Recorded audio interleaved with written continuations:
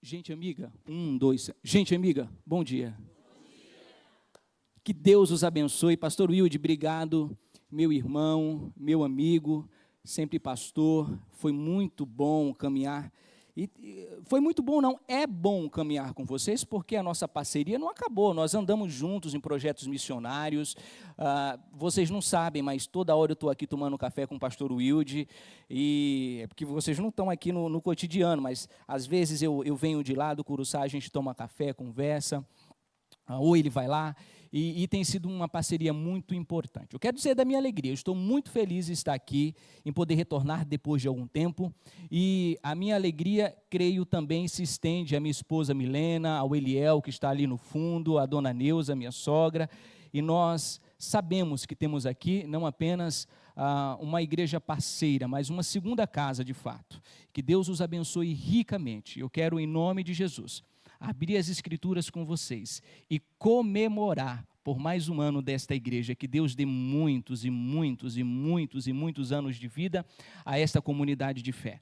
E vocês têm a alegria de ter aqui não apenas um grande pastor, mas um homem que ama Jesus e que conhece as Escrituras e que ama a palavra de Deus. Então vocês estão muito bem servidos nesta comunidade.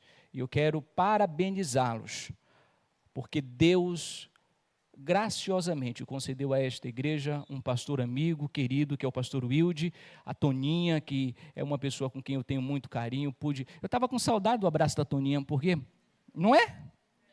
Vocês conhecem o abraço da Toninha, não? Eu fui lá embaixo, a primeira coisa, fiquei uns 3 minutos ela me abraçando. Que coisa boa e coisa jóia, maravilha. João capítulo de número 17. O Senhor Deus tem uma palavra para nós.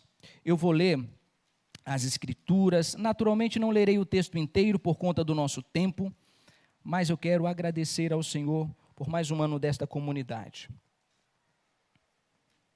João 17.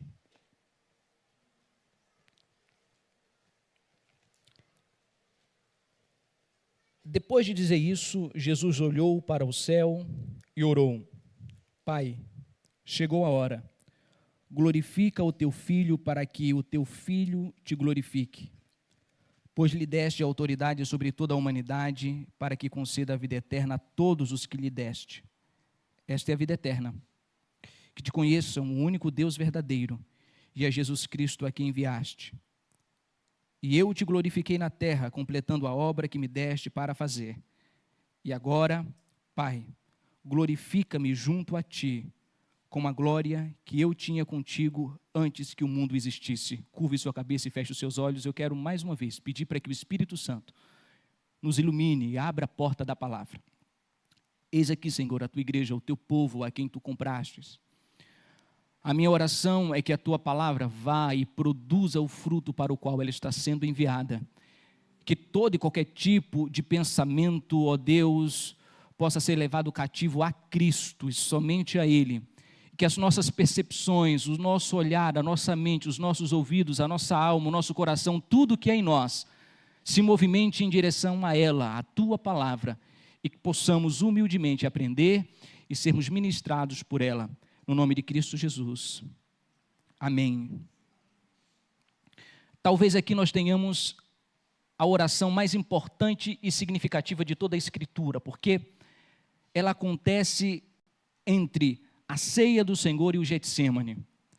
Aqui, nesta oração, Jesus orou por você, por mim, pela pessoa que está no seu lado. E aqui nós temos a mais significativa oração, não porque somente foi feito por Jesus, também por isso, mas porque nela está introduzida, contemplada, toda a igreja de Cristo. Todos os homens e mulheres que um dia haveriam de crer. Por esta razão, não existe nenhuma oração mais importante. Nela nós temos a confiança de que estamos seguros e protegidos e guardados. Esta igreja se movimenta na história a partir da convicção de que Cristo a preserva, de que Cristo a guarda, de que Cristo lhe cuida todos os dias de uma maneira sobrenatural. E a certeza que eu tenho disso é porque nós acabamos de ler este texto. Não apenas os 12 foram guardados e protegidos por esta oração, mas nós, eu e você, temos essa certeza. Mais do que isso, esse capítulo é importante porque ele serve como uma espécie de espelho para a igreja. Ele nos serve como orientador, como baliza, como modelo do que é ser verdadeiramente igreja. Depois que eu mandei o tema para o pastor Wilde, para o pessoal da comunicação, eu fui olhar e eu percebi, depois que tinha enviado o tema, que na semana passada o mesmo texto de João 17 tinha sido lido e eu não sabia. Mas eu creio que é o Espírito Santo dirigindo as ações e ele se movimentando na história a partir daquilo que ele entende ser o melhor. E Deus quer falar com esta igreja em João 17. Este capítulo, então, serve como baliza para todos os que aqui estão, para que se faça uma avaliação completa, íntima, profunda e humilde de como é ser uma igreja. Porque aqui em João 17 está a igreja que Cristo sonhou. A igreja que Cristo idealizou, aquela que ele tinha em mente quando ele pensou na sua igreja, no seu corpo, na sua família na terra. É sempre bom avaliar a igreja, é sempre bom se autoavaliar. Aliás, é isso que faremos daqui a pouco, porque no texto de Coríntios, no capítulo de número 11, nós lemos, examine-se o homem a si mesmo. Faremos isso uma vez mais nesta manhã. É bom sabermos se estamos ou não dentro dos parâmetros, das bordas que Cristo estabeleceu, das linhas que Ele estabeleceu para a sua igreja. É sempre bom fazer esse tipo de avaliação. Nós somos igreja como Cristo espera que sejamos, porque eu tenho uma convicção de que esta é uma igreja de Jesus Cristo. Esta é uma igreja que Cristo passeia no meio dos 7 candeeiros de ouro, e esta igreja é uma daquelas que Cristo certamente anda, vasculha, interfere, porque Ele é soberano sobre ela, especialmente porque eu conheço o líder desta igreja, porque eu conheço a liderança, muitos da diretoria desta igreja, e eu sei a seriedade como é tratada as coisas do reino de Deus aqui. Eu sei que esta é uma igreja de Jesus Cristo. No entanto, por outro lado, nós temos sempre que estar olhando no espelho e avaliando se por alguma razão nós estamos nos distanciando, mesmo que um pouquinho, deste projeto que Jesus estabeleceu para o seu povo na face da terra. O que importa é que Ele, sua vontade, o seu programa permaneça para nós. Jesus tem um sonho de igreja, e eu espero que não apenas até aqui, mas nos próximos anos esta igreja possa ser verdadeiramente a igreja que Jesus Cristo sonhou. E pensando nisso, lendo o texto, nós vamos avaliar agora quais são as características desta igreja que Jesus sonhou, deste povo que Jesus idealizou. E a primeira coisa que eu gostaria de dividir com os irmãos, e nós vamos ler as escrituras juntos. Eu não li todo o capítulo do número 17, mas nós leremos muito deste capítulo nesta manhã. O primeiro texto que eu gostaria de olhar com os irmãos é João, capítulo de número 1. 17, 1, verso 1, perdão. João, capítulo 17, verso 1, que diz o seguinte: Eu te glorifiquei na terra, completando a obra que me deste para fazer. Verso de número 4 e 5, agora. Verso de número 4 e 5. Eu te glorifiquei na terra, completando a obra que ia fazer. 5. E agora, Pai, glorifica-me junto a ti com a glória que eu tinha contigo antes que o mundo existisse. 4 e 5, eu disse 1, mas na verdade era também o verso 4 e 5. Os irmãos perceberam que no verso 1, ele diz, chegou a hora, glorifica o teu filho para que o teu filho te glorifique. No 4, eu te glorifiquei. No 5, o Pai, glorifica-me junto a ti com a glória que tinhas. A ideia que Jesus Cristo tem, tanto no verso 1, no verso 4 e no verso 5, é de que ele tinha completado esta obra de glorificação, agora caberia à sua igreja terminar esta obra de glorificar o Pai enquanto ela estivesse aqui. Jesus Cristo tinha dado início a este processo de manifestação, de glorificação do Pai, mostrando as características do Pai. Jesus mostrou que era exatamente a expressão do seu Pai. Quando nós olhamos para Jesus, nós temos a certeza de que ele, Jesus, é idêntico ao Pai, porque como está escrito na palavra de Deus, ele é a expressa imagem de Deus. ele é a expressa imagem de toda a divindade, porque foi do agrado do Pai que no corpo do Filho se manifestasse toda a plenitude da divindade. E Jesus mostrou quem o Pai era para todos nós, mas ele espera que cada um de nós continue manifestando esta glória através das nossas vidas. Alguém haveria de perguntar, mas o que é isto, esta glorificação do Pai? Será que é algo místico? Será que tem a ver com coisas que nós desconhecemos, alguma coisa que está para além da nossa compreensão? Certamente que não. O processo todo de glorificação do Pai não é alguma coisa que está para além de nós, que é algo que tem a ver com uma gnose, um conhecimento desconhecido, mas está manifesto no capítulo inteiro que nós vamos ler logo mais. Agora, para que tudo isto que nós vamos discutir a partir de agora, este processo de glorificação, como que a igreja glorifica o Pai, glorifica o Filho e como ela manifesta essa glória de maneira particular na terra, a primeira coisa que nos vem isto é muito difícil, isso é muito complicado, isso está para além de nós. Mas eu quero dizer que tudo que eu vou dizer a partir de agora não é tão difícil quanto você pensa, por uma razão muito simples. O Espírito Santo de Deus foi nos dado para que nós continuemos a obra de Deus. A verdade é que, como dizia o Oswald Chambers, ele tem uma frase extraordinária. Ele diz: Deus não só espera que nós façamos a sua vontade, mas Ele está em mim para fazê-la. Deus não apenas nos deu uma missão, Ele está em mim, está em você, está na vida do pastor Wilde, está na liderança desta igreja, para que ela faça exatamente aquilo que Ele espera de nós. Deus não apenas nos dá uma ordem para que concretizemos, mas Ele nos dá uma ordem e, ao mesmo tempo, Ele está em nós, nos potencializando, nos dirigindo, nos guardando, nos preservando, nos dirigindo na direção que Ele espera que nós caminhemos. E essa talvez seja a notícia mais extraordinária para esta comunidade de fé. O que Deus tem colocado como parâmetro, como baliza, como projeto de vida e missão para esta igreja, não apenas é uma ordem para que nós façamos, para que você faça, mas de uma maneira única, de uma maneira extraordinária. O Espírito Santo potencializa o pastorado desta igreja, a liderança e a membresia, para que ela concretize tudo aquilo que Cristo sonhou. E nessa esperança e nessa fé nós caminhamos, porque sabemos que o Espírito Santo está conosco. Nós não sabemos nem orar como convém, mas é o Espírito que intercede por nós com gemidos inexprimíveis. Nós às vezes temos dúvidas da redenção e da salvação que Deus nos manifestou, mas a Bíblia nos diz que Ele é o selo, o Espírito Santo é o selo da nossa redenção. Ela nos diz que fomos batizados nele, fomos inflamados nele, nós fomos dirigidos e somos dirigidos pela presença do Espírito Santo. Então, aqui na comunidade Batista Bethesda, o Espírito Santo é muito mais do que bem-vindo para que esta igreja concretize tudo aquilo que Cristo esperou dela, em nome de Jesus. Amém, igreja? Amém. Graças a Deus.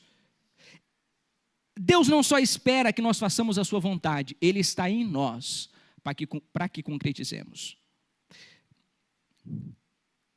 Todas as vezes que nós nos ajoelhamos, todas as vezes que nós oramos, algo extraordinário acontece. O Espírito se movimenta em nós, na nossa consciência, no nosso coração, provocando inclinações dentro de nós. O Espírito Santo fala sensivelmente aos nossos corações, a fim de que nós concretizemos exatamente o desejo de Deus, exatamente a vontade e o projeto que Ele tem estabelecido para nós. Por isso, seja sensível ao Deus que está dentro de você. Não apague, não extingua a voz do Espírito Santo, que solenemente, calmamente, todos os dias, reverentemente, fala com você acerca da sua vontade, acerca do seu anseio e desejo. Deus quer que você concretize alguma coisa, a igreja como um todo, mas você em particular. Mas Ele está dentro de você, dirigindo através de sua bendita palavra os seus passos. A única questão é se você tem sido sensível o suficiente para ouvir esta voz, ou se você tem apagado, abafado a voz do Espírito Santo. É possível que entre nós aqui esta manhã, alguns estejam fazendo exatamente isso. O Espírito Santo está dirigindo para que a vontade dele seja feita numa direção, e você vai na direção contrária. O Espírito Santo fala, usa louvores, palavras, usa a vida do pastor, usa a vida de alguém e dirige a sua vida, mas você ainda não tem percebido que o Espírito Santo fala, e ele fala mesmo. Irmãos, eu creio profunda e intensamente de que Deus Espírito Santo não é um Deus distante, mas é um Deus que o tempo todo quer falar com a sua igreja. E ele fala de uma maneira, de uma forma que nós consigamos entender. Como dizia o C.S. Lewis, Deus não é filósofo. Deus não paga de filósofo para falar com dona de casa. Com dona de casa, ele fala na linguagem de dona de casa. Com o carpinteiro, ele fala na linguagem do carpinteiro. Deus nunca usará uma linguagem que você não possa entender. Sempre será uma linguagem clara, específica, direcionada, intencional. Se por alguma razão você ainda está em dúvida em relação a alguma coisa que o Espírito Santo está falando, provavelmente não é ele que está falando. Porque quando ele falar com você, você saberá. Porque ele não falará de uma maneira confusa, ele não falará de uma maneira nevoada, ele falará sempre de maneira clara, intencional, para que você entenda que é você o objeto da sua atenção, da sua direção. E ele fala com esta igreja, ele fala com o anjo desta igreja, que é o pastor Wilde, ele direciona os passos desta igreja, mas ele direciona o seu ministério também, a sua família, ele direciona os movimentos todos da história que esta igreja toma. E é nessa concepção, nessa percepção de soberania que esta igreja se movimenta. E eu sei que foi assim, sei que é assim, e em nome de Jesus haverá de ser assim, porque o Espírito Santo aqui é bem-vindo. Amém? Não apenas o Espírito Santo, Deus está em nós para glorificar o Pai, mas a igreja que Cristo sonhou é uma igreja, sim, que glorifica a Deus através dos movimentos do Espírito Santo dentro de nós, mas em segundo lugar, a igreja que Jesus Cristo sonhou é uma igreja que tem um profundo conhecimento de Deus. Veja comigo o verso de número 3 do capítulo 17, verso de número 3, olha o que diz a palavra de Deus. Esta é a vida eterna, que te conheçam, o único Deus verdadeiro, e a Jesus Cristo, a quem enviastes. Esta é definição de vida eterna, que te conheçam a ti, como o único Deus verdadeiro, Jesus Cristo, a quem enviastes. Normalmente a gente pensa em vida eterna como alguma coisa que acontece no estado intermediário entre a morte e a segunda vinda de Cristo. Normalmente a gente pensa em vida eterna como sendo aquele episódio quando, depois do último suspiro, Deus nos recolhe para si e ali, entre anjos, entre querubins e serafins, nós experimentamos e gozamos das benesses espirituais da bem-aventurança eterna. Alguma coisa que está além, na transhistória, do outro lado. Mas a Bíblia diz que a vida eterna não é alguma coisa que vai acontecer depois da morte. A vida eterna é alguma coisa que você está experimentando exatamente agora, enquanto a palavra de Deus é ministrada. A vida eterna não é um objeto futuro, ela é um objeto presente. A vida eterna não é alguma coisa que vai acontecer além morte, mas acontece antes da morte. E está acontecendo desde o dia em que você conheceu a Jesus, desde o dia em que você tem um relacionamento com Ele. Esta é a vida eterna, que conheçam a ti, ó Pai, como o único Deus verdadeiro, e Jesus Cristo a quem enviasse. O que é vida eterna? Se pudesse ser colocado em um único verbo, conhecer. Conhecer. Conhecer a Deus e conhecer a Cristo. Agora, a dinâmica da vida eterna dentro de cada um de nós é diferente à medida em que nós vamos nos disponibilizando para buscá-la em maior ou menor grau. A verdade é que, não apenas aqui, mas na própria eternidade, a vida eterna será dada a todos, mas a experiência da vida eterna será distinta em cada um de nós. Então, na eternidade, quando Deus nos der os galardões, todos nós teremos um copo. Todos os copos estarão plenamente cheios, mas nem todos os copos serão do mesmo tamanho. Então, todos estarão plenamente satisfeitos, mas não igualmente satisfeitos. A vida eterna há de se manifestar na vida de cada um de uma forma distinta.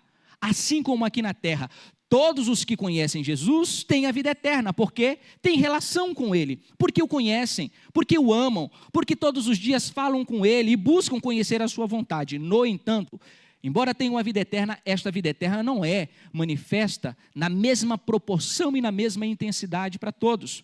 Agora, uma igreja que Cristo sonhou é certamente uma igreja que busca esta expressão de vida eterna, que busca o aprofundamento desta relação, deste conhecimento cada vez mais, e exatamente por isso sente, percebe, experimenta esta vida eterna de maneira diferente da pessoa que está ao lado. E esta relação é íntima, é profunda e é individual. Todos aqui nesta igreja que conhecem Cristo, que experimentaram um novo nascimento, têm vida eterna. No entanto, não a experimentam da mesma forma. Bem, eu não preciso ir muito longe, é só, por exemplo, notar no momento da adoração, enquanto uns se rendem e se entregam profundamente, outros ficam olhando para o lado, com vergonha, com medo de se derramar, com medo de experimentar a presença de Deus. Nem todos têm a vida eterna, mas nem todos experimentam da mesma forma. A ideia é que nós o conheçamos e nos aproximemos dele de maneira particular. Esta é a vida eterna. Que é a vida eterna? Que te conheçam a ti como Deus verdadeiro e Jesus Cristo a quem enviaste. Agora, este conhecimento, essa experiência não termina. Quando é que nós vamos conhecer tudo de Deus? Nunca. Não existe doutor em divindade, alguém que possa pegar Deus e colocar ele numa mesa e conhecê-lo plenamente. Por esta razão, a experiência de comunhão com ele, a experiência de aproximação com ele, ela é sem fim, e isso é algo extremamente gostoso de nós hoje conhecermos e nos relacionarmos com Deus um pouco mais, amanhã um pouco mais e amanhã um pouco mais. Este conhecimento aqui não tem a ver com intelecto, não tem a ver quantos livros ou literaturas cristãs você já leu. Isso tem a ver com conhecer a face do seu Deus, isso tem a ver com falar com Ele, com abraçá-lo, com senti-lo, com percebê-lo. É uma relação, porque especialmente no hebraico, a palavra conhecer não tem a ver com intelecto, com cognitivo. Adão conheceu Eva. Ali não tem a ver com experiência cognitiva, tem a ver com intimidade. O conhecimento das Escrituras é primordialmente de intimidade, de aproximação. Esta é a vida eterna, que você se relacione com Cristo, agora, ardente, intensamente, profundamente, buscando uma relação próxima com Ele, íntima, tua e dele, e de mais ninguém. Todas as vezes que nós chegamos à igreja, a gente não deve pensar que nós chegamos para mais um culto. É um culto diferente, único, nunca mais vai voltar. Quando você entra no seu quarto de oração, quando você conversa com o seu amado Senhor, não é mais uma conversa, é única. Nunca mais você terá esta conversa. Então, nós entendemos que esta aproximação deve ser feita de uma maneira exclusiva, sempre particular, intensa, aproveitando o dia de hoje, porque certamente o dia de amanhã não nos é garantido. A vida eterna nada mais é do que um processo de conhecimento contínuo, do que um processo de conhecimento sem fim, um relacionamento que se aprofunda dia após dia com Deus e com Cristo. Não pense que na eternidade você terá alguma coisa diferente. O especial da eternidade, meus irmãos, é Cristo. Se nós tirássemos Cristo do céu, o céu se tornaria um lugar comum. O que torna céu, céu, é o fato de que nosso bendito Senhor está lá. É o fato de que nosso bendito Senhor está dirigindo tudo e todos naquele bendito e santo lugar. O fato desta igreja ser especial ou não, o que torna este ajuntamento, essa celebração especial ou não, é o quanto vocês amam Cristo. As pessoas que entram por esta porta aqui percebem o quanto esta comunidade ama Jesus, o quanto o pastor ama Jesus, o quanto cada líder ama Jesus, o quanto cada ministro de louvor ama Jesus. Esta percepção, creiam, é notável, não é algo misterioso. Quando alguém entra no lugar em que Jesus é celebrado, que Jesus é amado, que Jesus é adorado, é perceptível, é notório. Então todas as vezes que nós nos ajuntamos para, mais uma vez, de maneira especial, falarmos, pensarmos, amarmos a Cristo numa celebração, aqui ou em casa, ou no carro, em qualquer lugar, tenhamos a consciência de que isto deve ser feito de todo o coração, deve ser feito de toda a alma. Ama o Senhor, pois teu Deus, de toda a alma, de todo o coração, de todo o entendimento, com todas as tuas forças. Deus nunca esperou de nós algo menos do que o tudo, todo, completo. Deus não aceita uma mente dividida. Fazer a vontade de Cristo pela metade ainda é desobediência. Não adianta fazermos a vontade de Cristo pela metade, porque fazê-lo ainda é desobediência. Ele espera que nós estejamos aqui conhecendo a Deus, nos relacionando com Ele com inteireza de coração. E quantas vezes você vem para a igreja? Quantas vezes você vem para este lugar achando que é só mais um culto? Achando que é só mais um ajuntamento? Mas o Espírito Santo anseia mostrar-lhe o seu Cristo. O Espírito Santo anseia mostrar-lhe o seu Senhor, o seu amigo, aquele que morreu por você na cruz do Calvário, não como um objeto teológico, não como uma percepção doutrinária, mas como aquele que anda no nosso meio, em revista, aquele que conhece o meu coração, que conhece o teu coração, as tuas necessidades, que conhece as tuas causas, os teus anseios, alguém que se relaciona de verdade com você. Cristo é uma pessoa e Ele espera que todas as vezes que nós o adoramos, que o façamos tendo esta compreensão. Você entende que Jesus é uma pessoa, que Ele espera o seu movimento na direção dEle, que Ele espera que você esteja inteiro, não dividido, não só aqui na igreja, mas não dividido no seu trabalho, quando as decisões éticas e morais precisam ser tomadas, e você precisa mostrar o conhecimento de Cristo, a relação que tem com Jesus na sua empresa, ou junto à sua família, ou no trânsito, ou em qualquer que seja o lugar. A ideia fundamental das Escrituras é que esta vida eterna se espalhe, reverbere, que ela seja sinal histórico da presença de Deus em todos os lugares. Como diz as Escrituras, espelhando o bom cheiro, o bom odor de Jesus Cristo aonde quer que a gente ande, no que quer que a gente faça, em todas as decisões, em todos os movimentos que nós tomarmos na história. E a vida eterna é esta, que te conheçam como o único Deus verdadeiro e é Jesus Cristo a quem enviaste. Esta igreja irá crescer. Se, somente se, ainda mais, se esta igreja entender que o conhecimento de Deus, que a experiência de Deus não é alguma coisa cognitiva, teológica, mas é uma experiência verdadeira, é uma experiência histórica, é uma experiência do cotidiano, é alguma coisa que Deus quer nos mostrar todos os momentos da nossa caminhada. Jay Parker tem uma frase que é extremamente importante para a compreensão do que eu estou falando. Ele disse o seguinte: se eu passar 40 anos orando e não tiver nenhuma resposta, já terá valido a pena, pois eu passei 40 anos em comunhão com Deus e na dependência de Deus. Amém?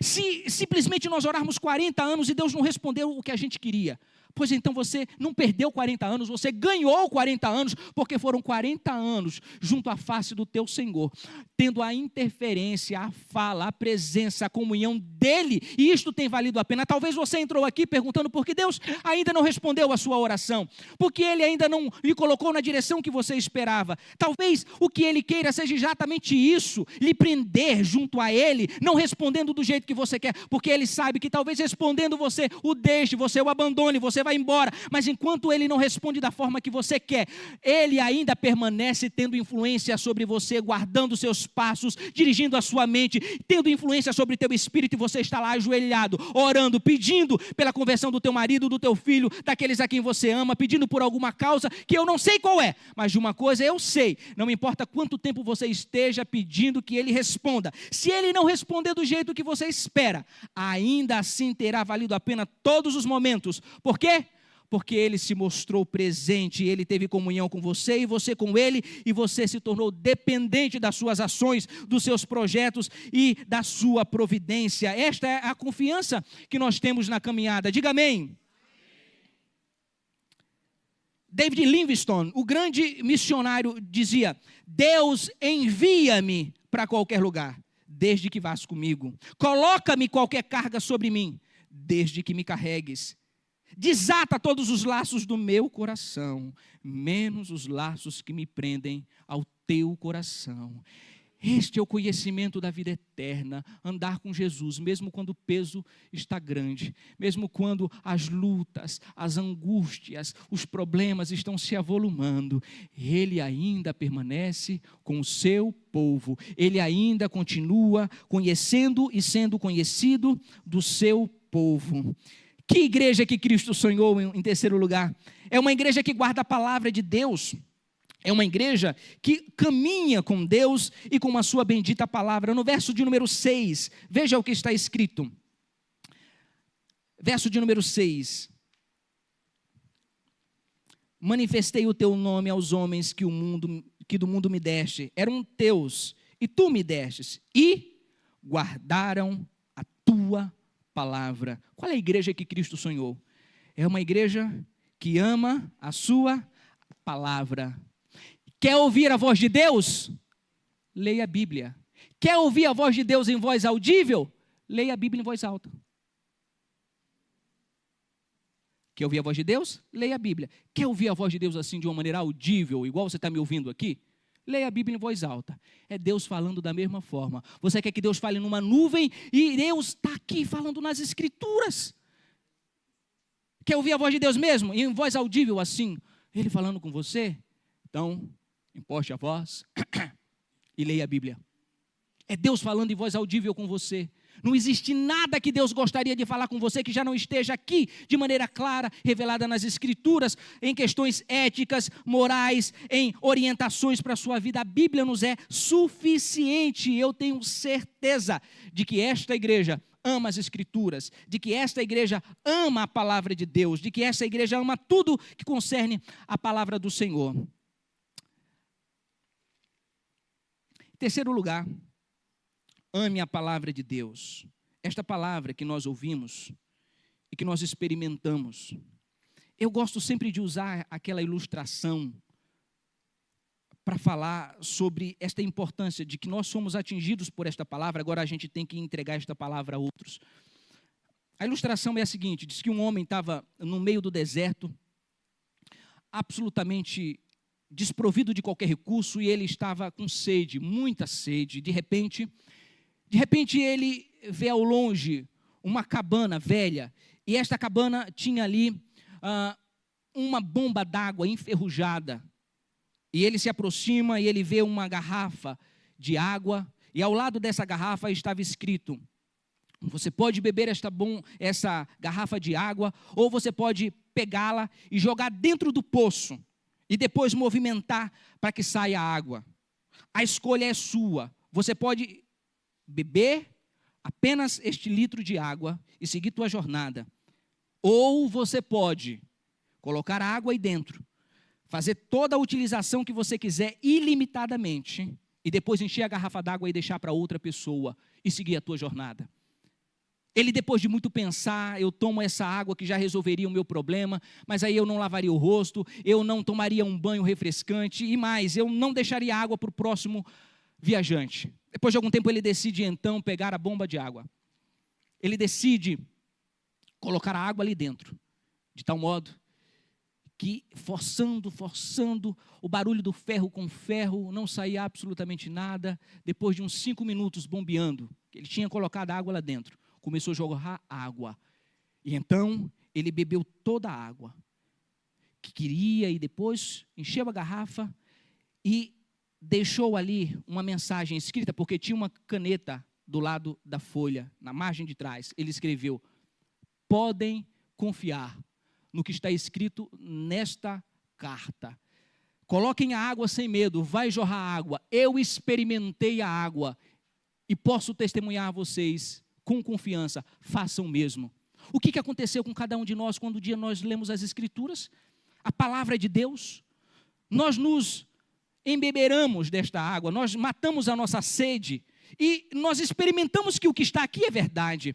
O fato de que experimentamos é facilmente provado pelo fato de que você está aqui sentado esta manhã, e de que você experimenta a palavra de Deus e ela transforma a sua vida, dirige, ilumina. Agora, a grande questão é que nós temos que passar esta carta adiante. Algumas pessoas estão com medo se de fato a Bíblia traz ou não transformação para a nossa existência. E a grande questão é que, a semelhança deste homem da ilustração, nós temos que escrever carta para essas pessoas e anunciar: de fato, esta carta é verdadeira, esta carta é digna de confiança. Ele veio e transformou a minha vida, mudou a minha história, mudou as minhas percepções. Eu bebi desta água da vida eterna e ela me transformou de verdade, e Ele quer fazer o mesmo com você. Isso é apenas um amor pela palavra de Deus, mas é paixão pela Escritura, que é missionária, pela palavra de Deus evangelística. Guarde a palavra de Deus, mas não a guarde no sentido de preservar para si.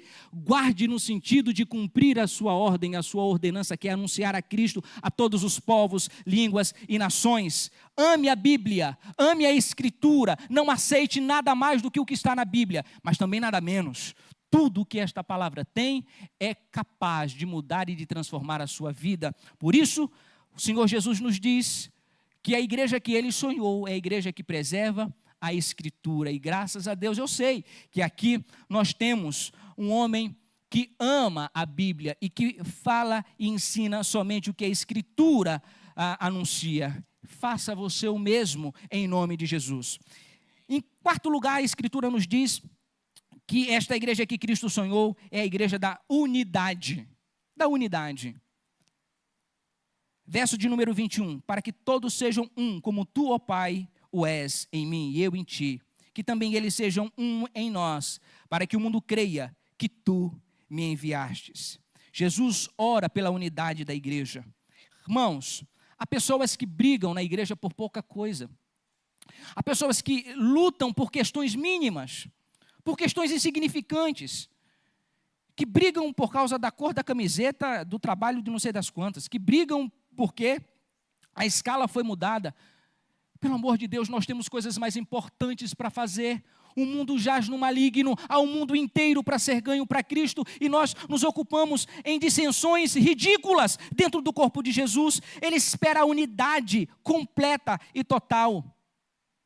Agostinho de Hipona dizia: no essencial, unidade; no não essencial, liberdade; mas em tudo, o amor.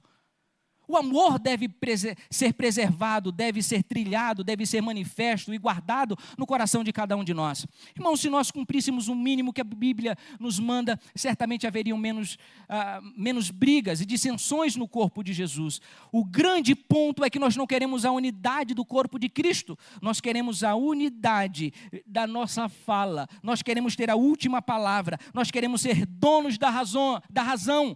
Mas quando nós somos humildes ao ponto de reconhecer que Cristo é o soberano da igreja e que mesmo com opiniões diferentes nós podemos caminhar juntos acerca da sua vontade, isto torna o passo da igreja muito mais contínuo e muito mais feliz. Quinto, proteção divina.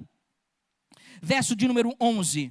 Pai Santo, guarda-os em teu nome que me deste, para que eles sejam um como nós somos. Que coisa extraordinária. Guarda-os em teu nome. Nós somos guardados em Jesus. Você veio para a igreja hoje e talvez você não sabe o quanto Deus teve que fazer para você chegar até aqui. A intercessão, a proteção divina para que você chegasse até aqui não é algo que nós experimentamos apenas hoje, mas nós experimentamos todos os dias. Nós somos guardados por Deus. Por isso nós oramos, por isso nós colocamos diante do Senhor as nossas vidas, porque nós acreditamos que Deus nos protege. Quando oramos, coincidências acontecem, mas estranhamente, quando deixamos de orar, essas coincidências desaparecem. Vou repetir, William Temple disse isso. Quando eu oro, coincidências acontecem, mas quando eu não oro, elas deixam de acontecer.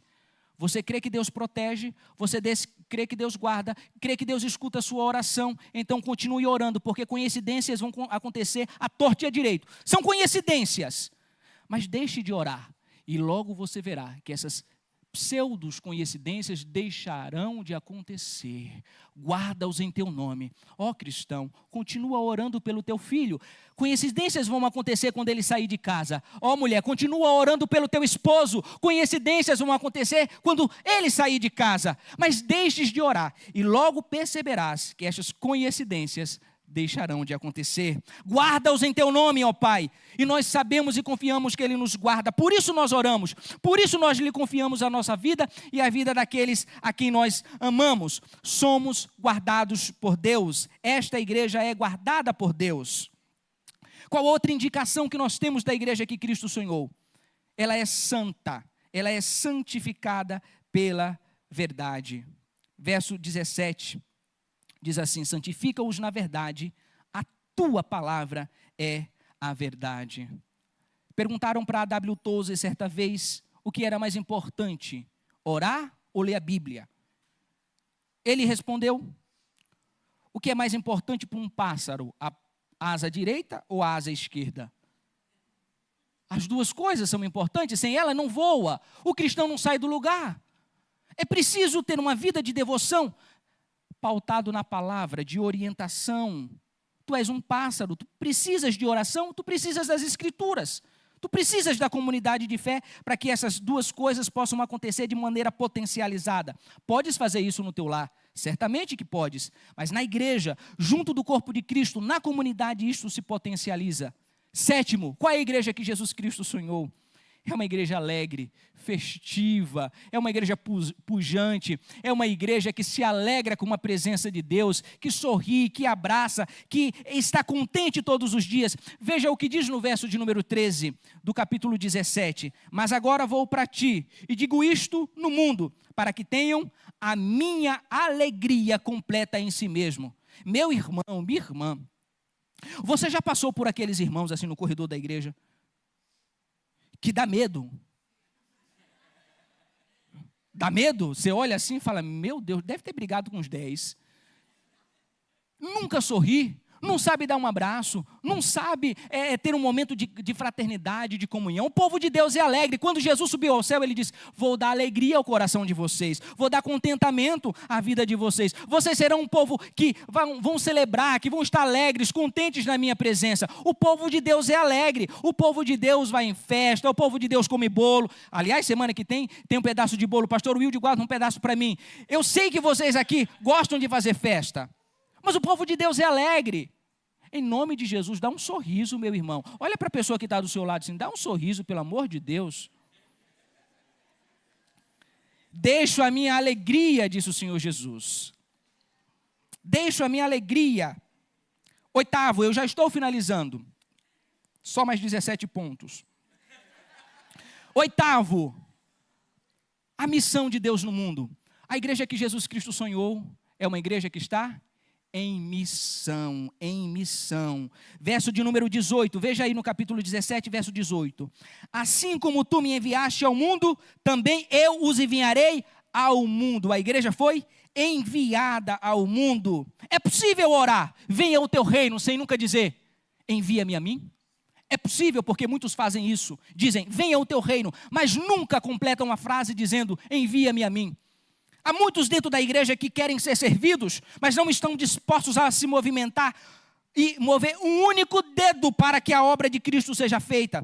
Há na igreja evangélica brasileira sommeliers do evangelho. Sabe o que é um sommelier? Aquele que fica provando, esse daqui está meio amargo, tons e notas de uma acidez de café, é meio frutado, provam o evangelho. Selecionam igrejas e cultos e palavras de louvores. Hoje o louvor não foi bom, hoje não foi como eu queria, a palavra foi meio furreca hoje. Sommeliers do evangelho, eles provam e selecionam, mas nunca fazem nada para que o corpo de Cristo se avolume, cresça em maturidade, se movimente, se agigante na face da terra. Nós somos agentes. Podemos dizer, venha o teu reino, sem dizer, envia-me a mim? Eu creio e espero que nesta igreja não, no poder do Espírito Santo, que todos aqui entendam o seu lugar do reino.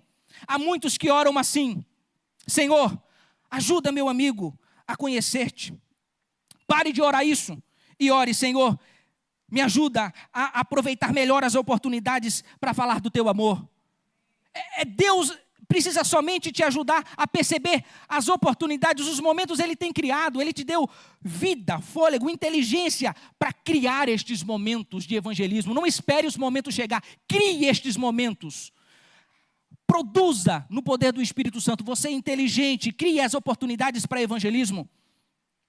Quando alguém ora, Deus, tenha misericórdia do mundo e dos necessitados, a resposta dele é, eu já tive, quando você vai ter? Sophia Miller, a grande missionária ali na Amazônia, do lado da Colômbia, uma vez estava num barco e perguntaram para ela assim, um dos índios que estavam remando, quando é que você teve o teu chamado? Ela disse, eu nunca tive um chamado, eu li a Bíblia e obedeci.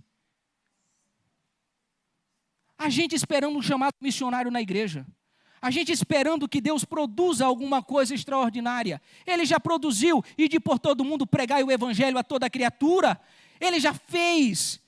Ele já deu esse chamado a você. A igreja de Cristo não pode ficar sentada nos bancos esperando que os pecadores já cheguem e entrem por essas portas. Eles devem sair, convidar, chamar pessoas e fazer isso de maneira insistente, contínua e intencional. Deus já deu o chamado missionário para cada um de nós aqui. Não espere um chamado diferente. E graças a Deus, o Senhor colocou um pastor com um coração missionário. Agora, você precisa atender cada vez mais a este pedido. Eu sei que esta igreja já atende, mas sempre há aqueles dentre nós que fazem do seu ouvido um lugar onde se avolumam e se avolumam palavras e nunca se movimentam na direção delas.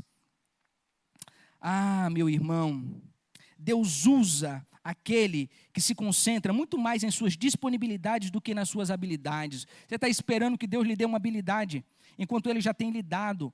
Enquanto você não se disponibilizar, absolutamente nada vai acontecer. O evangelho só é uma boa notícia quando ele chega a tempo, dizia Carl Henry. Se ele chega depois, não é boa notícia.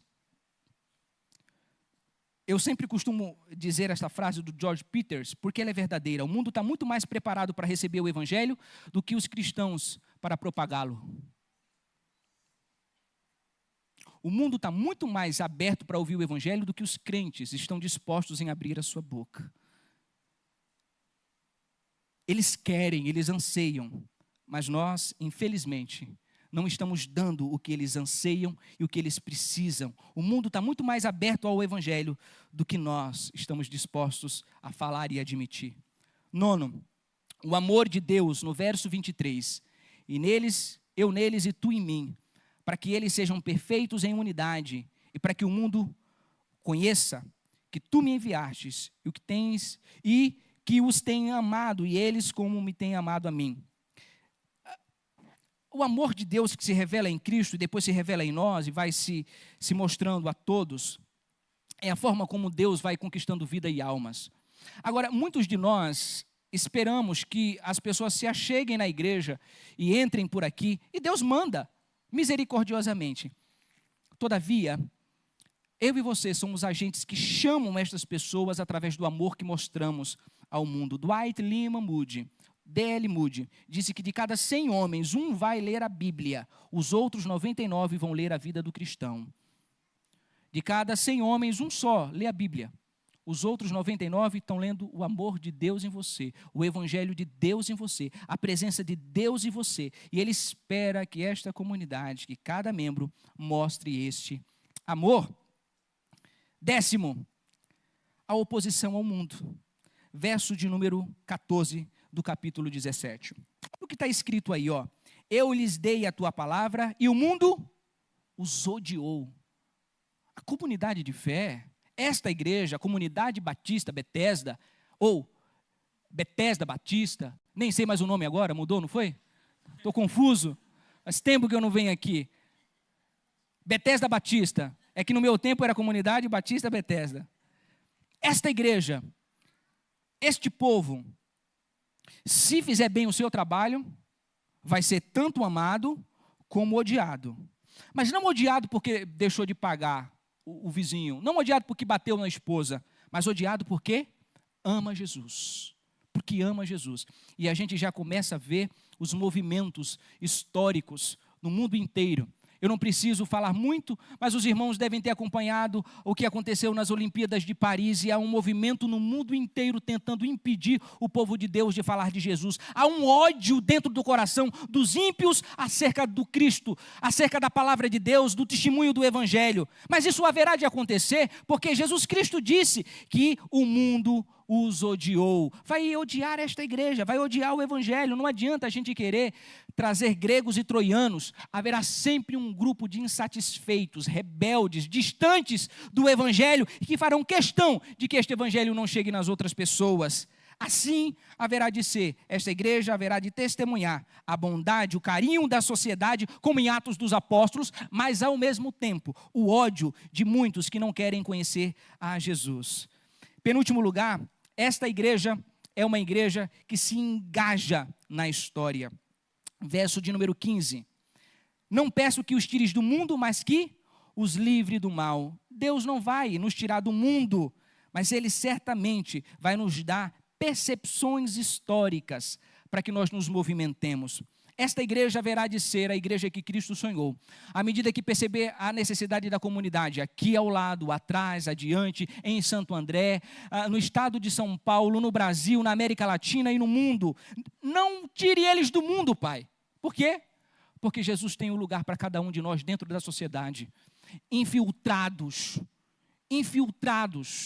ali, manifestando, revelando Deus na UPA, onde você é enfermeira, manifestando Deus lá na prefeitura, onde você serve, manifestando a Deus lá no trabalho, na contabilidade, manifestando Deus no banco, manifestando Deus na agência, manifestando Deus em todos os lugares. Não tire eles do mundo, porque eu quero que eles manifestem o meu poder, a minha glória, manifestem a minha palavra, manifestem o meu amor, manifestem a minha presença entre os povos. É isso que Ele espera de nós. Por isso Ele não nos tirou do mundo, mas nos deixou aqui. Poderia muito bem, depois que cada um se convertesse, se nascesse de novo, todo mundo era arrebatado.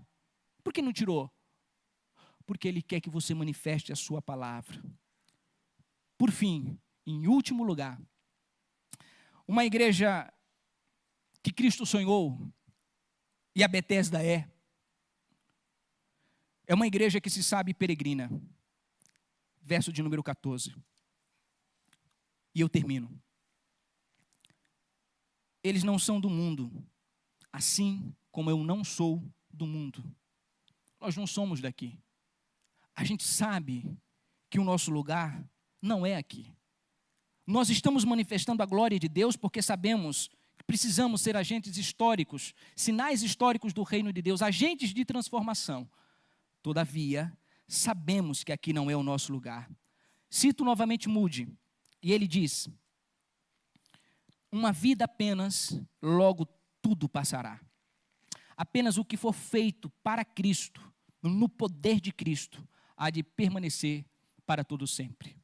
Irmãos, a maioria dos que estão aqui, se Cristo não voltar em 50 anos, estarão mortos.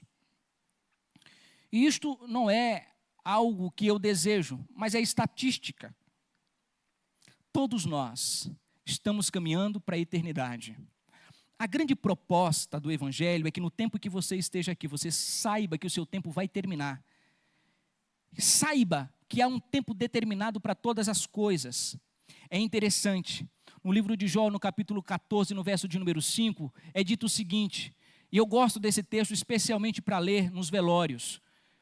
Jó 14:5 diz que Deus determinou os nossos dias, determinou os nossos meses. Lá diz, os nossos dias estão contados. E não há ninguém que possa fazer nada a respeito. Nada. Ninguém morre antes da hora. Esta igreja vai existir pelo tempo que Cristo determinou que ela existisse. Cada irmão que está aqui há de ter esta concepção de que seu tempo é curto. Por isso se tem que pedir perdão para o seu irmão, peça agora, peça hoje. O Senhor pode levar para a eternidade. Há um tempo contado. Ele vai nos chamar e quando Ele nos chamar, nós precisamos estar preparados. Prepara-te, ó Israel, para encontrares com o Senhor teu Deus. Você não sabe se será hoje, no dia dos pais, um dia alegre, ou se será amanhã ou depois. Mas todos nós temos que ter a consciência de que somos peregrinos. O mundo, ele o tempo inteiro luta pelo oceano, pelo punhado de água, né, que ele pega ali. Mas nós estamos esperando o oceano da eternidade. Nós aguardamos o que é eterno, não o que é transitório. Nós aguardamos o que é final, não o que é de agora. Nós aguardamos aquilo que não tem fim. E se você quer ter uma ideia do que é a eternidade, eu gosto sempre de usar essa ilustração, porque ela talvez nos dê a clareza do quanto nós estamos perdendo com questões mínimas no cotidiano da igreja, e não nos preparando para a eternidade, e não tendo uma mentalidade peregrina, uma mentalidade de transeuntes. A eternidade é como aquele pássaro que vem, pega um grão de areia e leva até a lua, depois volta, pega outro grão de areia, leva de novo até a lua, e assim vai fazendo. Quando este pássaro pegar todos os grãos de areia de todas as praias do mundo, então terá passado o primeiro segundo da eternidade. E nós estamos nos preocupando com um punhado de água que se esvai rapidamente pelas nossas mãos. Será que não é dia de você reconsiderar a sua caminhada cristã? Será que não é dia de você pedir perdão a Deus e voltar ao primeiro amor? Será que não é uma oportunidade neste aniversário que Deus está lhe dando para ajustar a sua vida com a sua esposa, com o seu esposo, com o seu filho, com o seu pai? Você é um peregrino. Não pense que você tem uma quantidade de anos quando você não sabe. E tu não sabes. Nós não sabemos. A nossa vida, diz Tiago, é como uma erva do campo.